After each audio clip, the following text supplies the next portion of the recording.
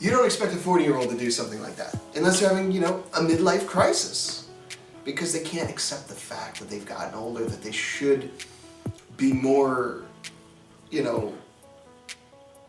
accepting of certain thoughts and certain, not necessarily limitations, but what society and what the hive expects of you at a certain age. Nobody expects a 20-something-year-old to become like president. Nobody expects that. And there's nothing wrong with that expectation, or that lowered expectation. Just like nobody expects a 40-something-year-old to just now get into acting, Nobody expects that. But I'm not saying it's impossible. And I'm not saying you should accept that idea, but basically, be who you are at the time that you're in. If you have gray hair, own that shit. I've met many of silver foxes, both men and women, that are still rocking it like they are 20-something. I tell you what, they move faster than me, some of these people. Holy shit. The jelly is full from me, okay? And I mean jealousness. Jealousy. And then I met 20-year-olds, much like myself, who act like fucking old men. We go to bed early. We wake up early, all this stupid shit. We act like we're fucking 40 already. We're tired. We get stupid aches and pains. And, there's nothing wrong with acting 20. You're staying up all night and watching a stupid movie with somebody, Nothing wrong with those things.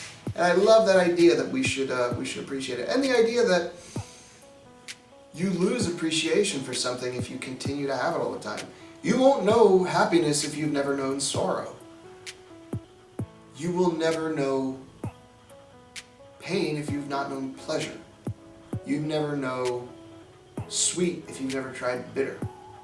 You've never known fucking awesome if you've never mixed bitter and sweet together. Trust me. Put like an orange in with like an olive or something. I don't know. I'm trying to think of something bitter. Vermouth and orange. Try that shit. Get a screwdriver, like make a regular screwdriver if you can drink in whatever country you're watching this in. And just make a regular screwdriver, vodka, orange juice, or champagne and orange juice, however you decide you want to make it. I like vodka and orange juice because I'm a lowbrow American. So you got your screwdriver, right? Just put like a jigger of vermouth in there, and the bitter and sweet is crazy. It's crazy.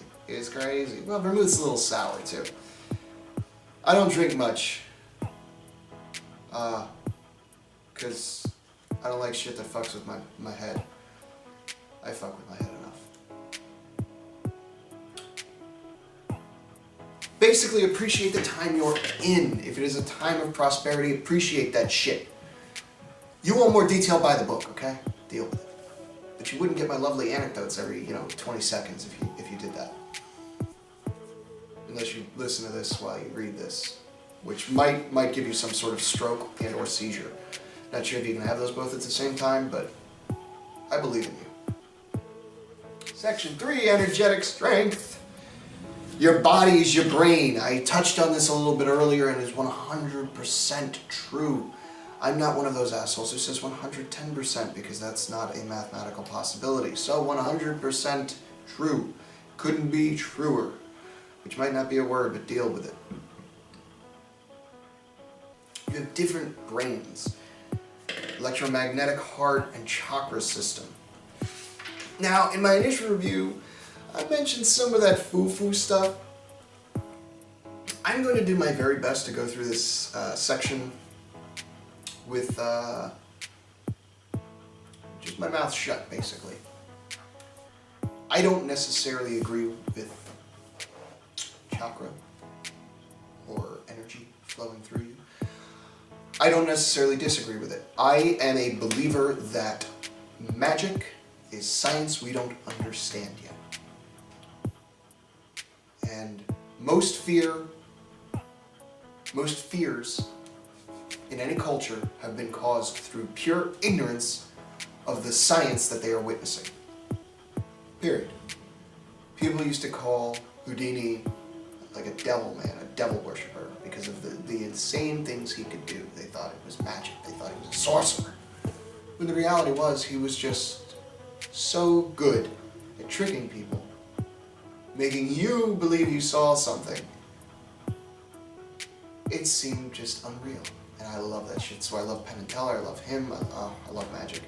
Some magic's too real though. I'm like, what the fuck? Get this out of my house. Through my own ignorance, because I don't know how it's done. So it's scary. This stuff doesn't scare me. No magic scares me. I believe everything can be attuned through science, through the natural laws that exist in our world. We just might not be there yet. We might not be able to look over our own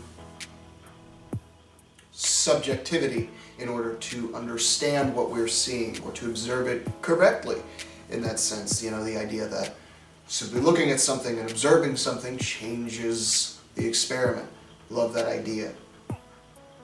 That idea stems mainly from the thought that there's no such thing as objectivity.